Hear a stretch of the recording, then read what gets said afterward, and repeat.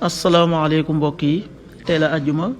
fukki fan ak juróom-ñeent ci jumaadal ula muy weeru rakkaati gàmmu di juróomeelu weer ci atum junni ak ñeenti téeméer ak ñeent fukk ak juróom benn ci gàddaay yonent bi sallallahu alayhi wa sallam dëppoo ñaar fukki fan ak ñaar ci weeru novembre ci atum ñaari junni ak ñaar fukk ak ñeent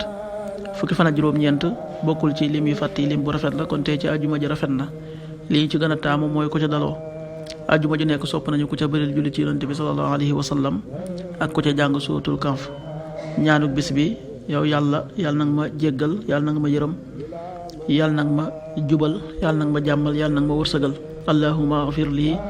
warhamni wahdini wa aafini warzuqni allahumma agfir lii warhamni wahdini wa aafini warzuqni xadiisu bis bi yonent bi sallallahu alayhi wa sallam nee na julli juróom ak ajjuma ba ajjuma ji delsi ak weeru koor ba weeru koor wi delsi dañuy far bàkkaar yi nekk ci seen diggante ndéem nit ki wattandiku na bàkkaar yu mag yi xadis bi muslim nettali na ko qaala rasulullahi sallallahu alayhi wa sallam alsalawatu alxams waljumuatu ila aljumua wa ramadanu ila ramadan mukaffiratun ma baynahunna ida jtanaba alkabair rawahu muslim.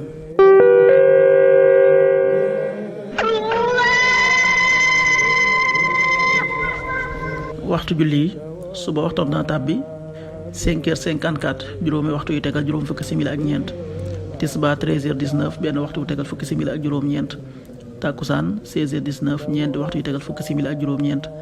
timis 18h37 juróom benn waxtu yu tegal fanweeri simili ak juróom ñaar gee 19h48 juróom ñaari waxtu yu tegal ñeent fukki simili ak juróom ñett loolu mooy waxtu julli yi ci Touba ak li ko wër bu fekkee nekkoo Touba soo ko féetee penku ñaar fukk ak juróom-ñaari kilomètre ju ne wàññil benn simili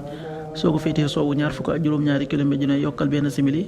soo ko féetee gànnaar wala Saloum téeméeri kilomètre ju ne yokkal benn simili